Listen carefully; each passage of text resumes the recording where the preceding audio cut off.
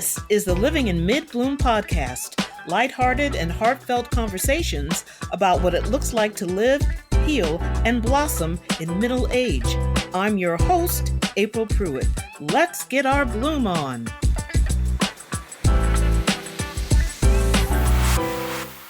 Hello, my friends, and welcome to another episode of Living in Mid-Bloom. This week, we're discussing grief and resilience. The content of this episode is not intended to be a substitute for professional advice, diagnosis, or treatment. Always seek guidance from your healthcare professional. Now, I'm pretty sure that grief has touched our lives in different ways, and we all experience grief differently. My understanding of grief is when you are experiencing a great loss, something extremely painful and anxiety-inducing and anguish. We usually describe the pain and the passing of a loved one as grief, but there are various reasons for feeling grief. The loss of a marriage, an accident, mental and physical health issues can be very traumatizing. Childhood trauma or natural disasters. Recently, the hurricane in Florida, Hurricane Ian. People lost their homes. They've lost everything. And some people lost their lives. These things can be devastating for families. And no one can tell you how to grieve. I've had people in my life that have certain expectations about how I should grieve. I lost my dad years ago, and a friend told me about 3 months after I lost him that she was annoyed because I was still crying. I was still grieving. I really didn't take it in at the time, but I remember it. And I find that there are people that are uncomfortable seeing someone experience deep pain, and I think that's what that was. And then you hear about different stages of grief. I've heard about 5 stages of grief. I've heard about 7, and then they're supposed to be in this order. But I mean, again, nobody is going to experience it the way somebody writes it down. The bottom line is that you do what you need to do to take care of yourself, and you can grieve in your own way because your life has changed forever. And it's learning how to live this new life. I had the privilege of speaking with Beth Tomas. She's my guest for these next 2 episodes to share her recent and ongoing journey through grief. In September of 2021, Beth lost her husband, Antero, of 21 years. He died of complications from a massive stroke. Within a few weeks of his passing, her brother, Skip, died of cancer. Then a few months later, Beth was diagnosed with breast cancer. We spoke last year, and the following is part of our interview. It's about her husband and her brother. Beth shares what she loved about Antero and how they met and came together, and then losing him. And the difficulty of losing her brother so soon after that loss. My apologies, I had a sinus infection during that interview, so my voice will sound a little strange. What was he like? My favorite trait of his was he was funny. Yeah. He always knew how to make me laugh. Having a sense of humor is big. And he didn't take himself seriously, so he could take a good amount of ribbing. There was a lot of repartee back and forth. In our family, I always say you have to have a thick skin to live in the Tomas family household. And so, yeah, he was a dedicated husband, a dedicated father. He loved his family.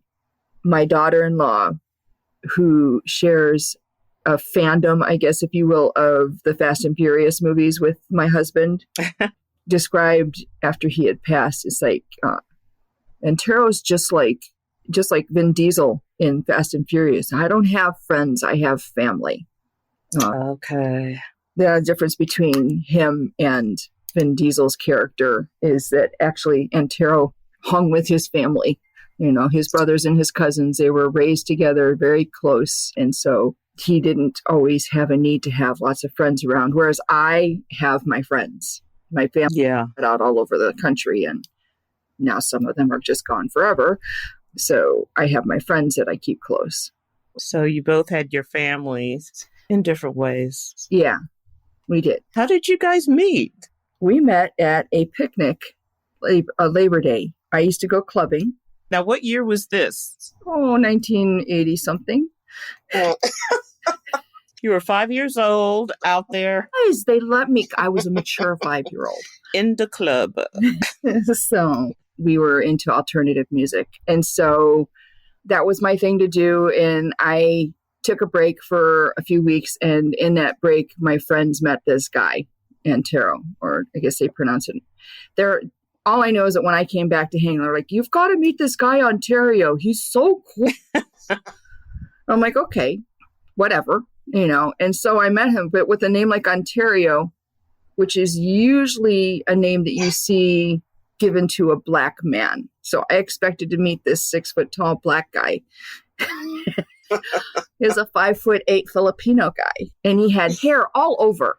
He had very curly, wavy hair, but he tried to wear it in a long, modified mod cut. So it looked like a bob. Gotcha. Or his bangs in front of his face, which he called his veil. That's funny. Yeah. How long did you know him before you knew this is it? It's probably better to ask him how long he knew me. Oh, okay. While. Yeah. He would describe, when we were doing premarital counseling, he described to the pastor that our relationship was like two suns colliding. Each of us are very passionate, and not passionate, just we are very strong in our feelings and all to something.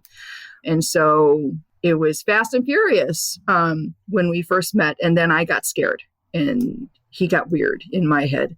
And I was like, I can't be with you. When did you start the marriage counseling? How long did you guys know each other before you were making that step?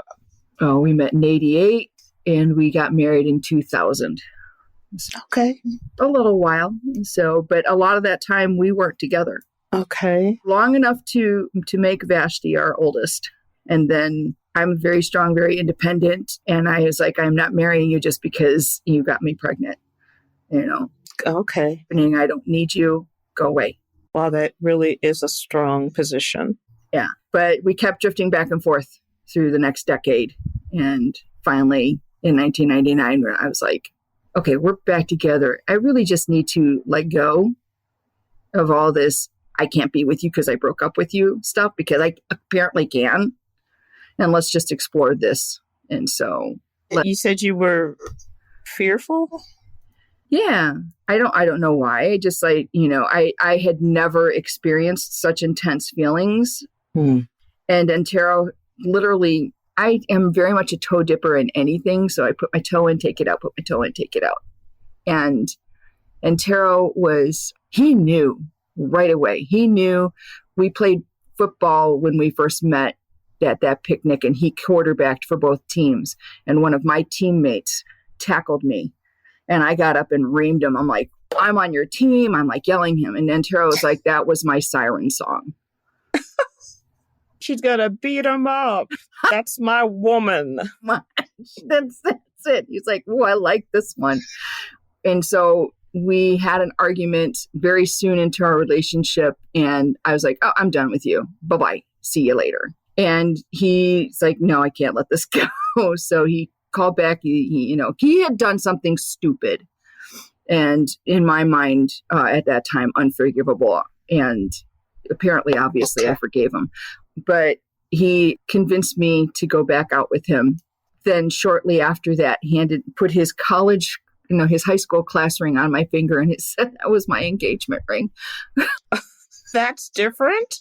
It was all he had. It was all he had. So wow. I'm like, so it's very sweet. He's, and he always like, don't call me romantic. I'll get beat up on the bus. But he was a romantic at his very core. And so I think that was romantic. It was a little soon because we'd only been dating like maybe 6 weeks. And I'm like, no. Oh. Yeah. Well, I told you, he knew right away. Wow. And I'm like, you scare me. This is intense. I don't know what to do with these things, and He brought up all these feelings out of you. yeah. And so we stayed together for a few more months after that. And then I was like, it just was more than I could deal with at that time. And and then surprise. And I didn't even tell him until I was like 3 months pregnant. And I thought, well, okay, he probably has a right to know. But you can't come play with me. It's not happening, Yeah. Was he in your daughter's life during those years? He was. He came when she was born. I called him when I was 7 months pregnant because I had really subscribed to the belief that I was eating for two. And so had put quite a bit of weight on. Okay. I was like, you need to see what you've done to me. So, look at me. And said, come, this is reality.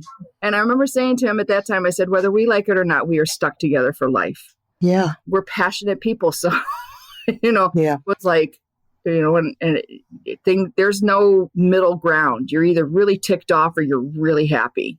So we went and swung that pendulum back and forth. And finally, it just realized, I was like, if we keep coming back to each other, no matter what, something's going, we explore this. So it just took a long time. I always say we both had to grow up.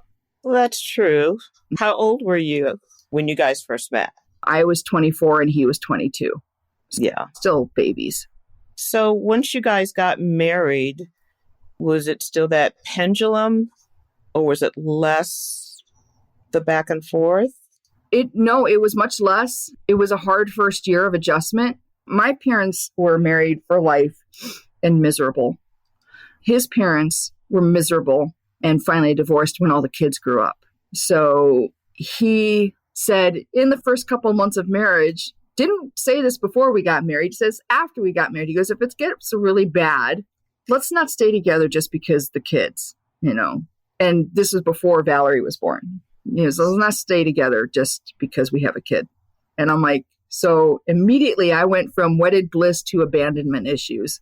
Oh, gosh. And then I quit a very good paying job, thinking I had things, so I stressed the marriage. He stressed the marriage. We made it miraculously through that first year. And then for the most part, we just kind of went along. I always said iron does not sharpen iron in this household. For two passionate people, we just both were so much alike that, we didn't really fight. When we did a really good job of it. It was like days without speaking to each other, Oh, gosh.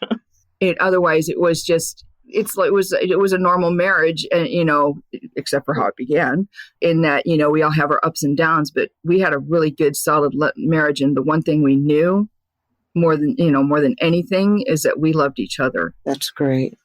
We had made this commitment and it was in for life. So, every marriage has its ups and downs, but, for the most part of that, our marriage, we were a team. I think that's the hardest part of adjusting right now is because my whole life was in with him and my kids, and my kids are grown and out on their own now, and he's gone. Beth, what happened? I don't know how you lost him. In a sentence, he had a massive stroke and died from the complications afterward. To understand the trauma of it was, to give you a little background, Antero was very big on making sure that we communicate where we are. If you're going to be late, you let somebody know. I got in trouble early on in our marriage because I was out somewhere and I was late and I didn't have a chance to call, and I was like, oh, in my head, I'm like, I'll just explain when I get home. And he was livid when I got home. And he's like, I have no idea where you are. It's really rude. You're in a relationship. We got to, you need to let people know where you are, blah, blah, blah. And he lived what he preached in that moment. And he never, ever left his office to come home without some way communicating to me that he was on his way home. That's nice. Yeah. So that was my first indication that something's up, because he had gone to work and it was still during COVID, most of the days he spent working from home, but he was like, that day he went into the office. His team traveled to support warehouses, distribution centers. They did the computer infrastructure. And so he was testing equipment that day, which meant he was in a lab by himself. Oh, gosh. Come home. And I'm like, I remember texting him, the chicken went bad that day. I said, chicken went bad. Dinner's on me. What do you want? I texted him. Nothing. And I'm like, okay, well, he's busy. 5:15, he's not home. I'm not hearing from him. He's not left. 5:30 goes by. 6:30 goes by. And I'm like, he's not answering my texts. I texted my sister and I said, Antero is not home. He's not answering his phone. I will not freak out until 7:00. And this is 6:25. I texted my sister. And 7:00 came, 8:00 came, and I'm not finding him. By this time, I'm calling friends in the police who worked in the police department saying, what do I do? Then I'm going from there. I called a friend over. I said, you need to come and help me because Antero's not home and I'm going to lose my crap. And she's on the phone. We decided, where would logistically he would be taken if he had an accident. So we decided the hospital in the middle of his route. And so that's where she started. She's on hold. I'm calling the police. I'm also calling the security because he worked on a gated campus.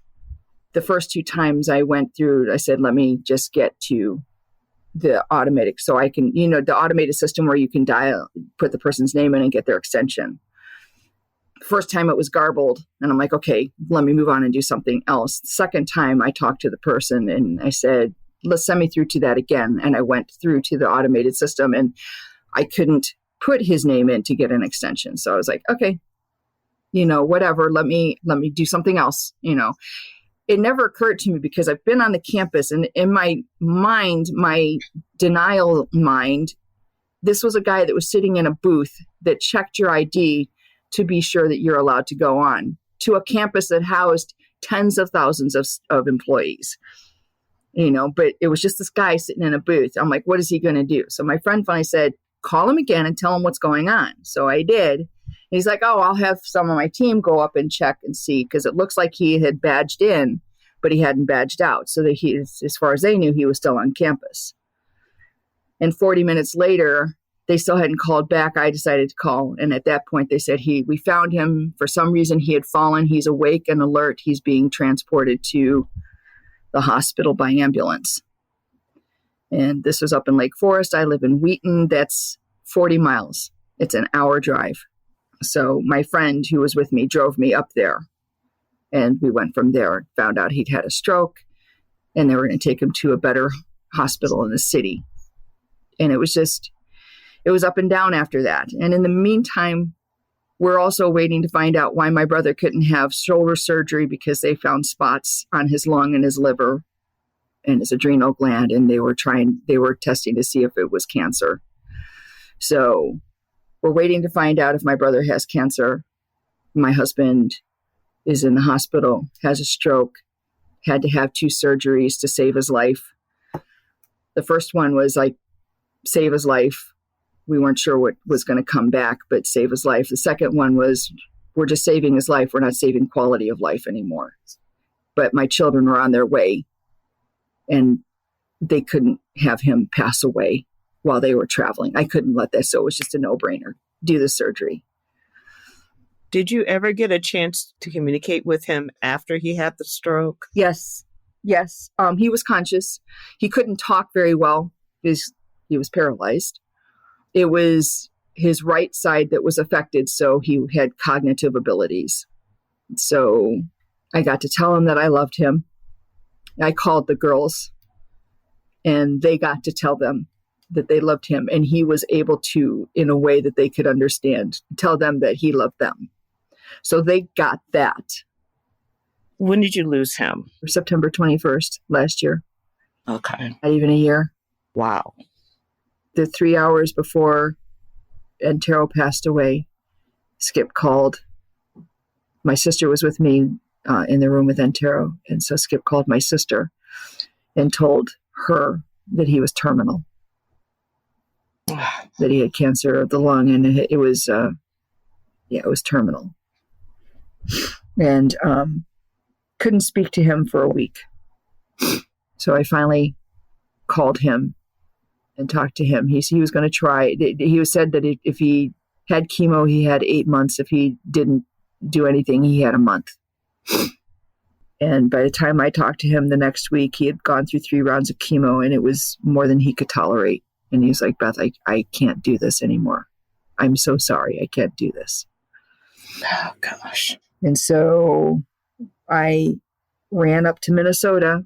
People thought I was crazy because I'm in the midst of my grief. I'm driving up to Duluth. But I felt compelled to go up there. I wasn't doing anything but sitting home and crying.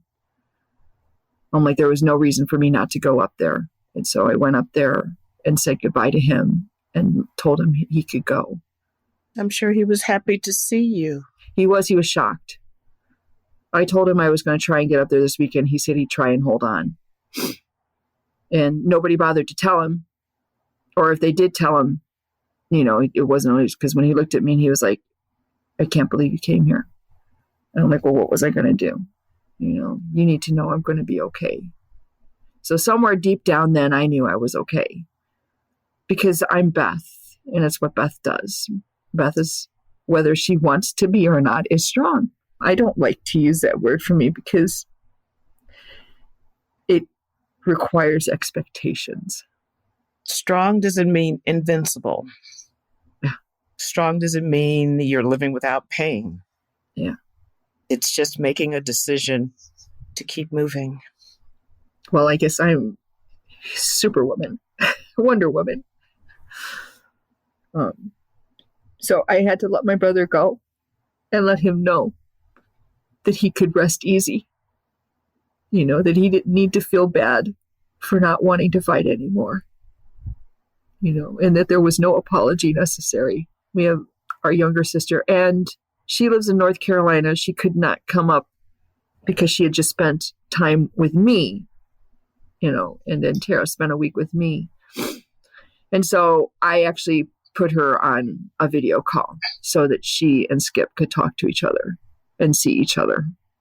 And so that was good because she had not been able to get up there in over 10 years. She had not seen our brother for quite some time. Oh my gosh. And so next week is part 2 of my interview with Beth Tomas, where we discuss her cancer diagnosis, the importance of regular breast exams, and her concern for her daughters losing their mom. Thank you for joining me today on Living in Midbloom. I hope you found this episode insightful, meaningful, and maybe it's given you something to think about. I invite you to share your positive reviews or ideas on topics you would like me to touch on by leaving your comments on Apple Podcasts, Spotify, CastBox, Podchaser, or Podcast Addict. We are all divine beings who just want to be seen, heard, and loved. Have a beautiful day.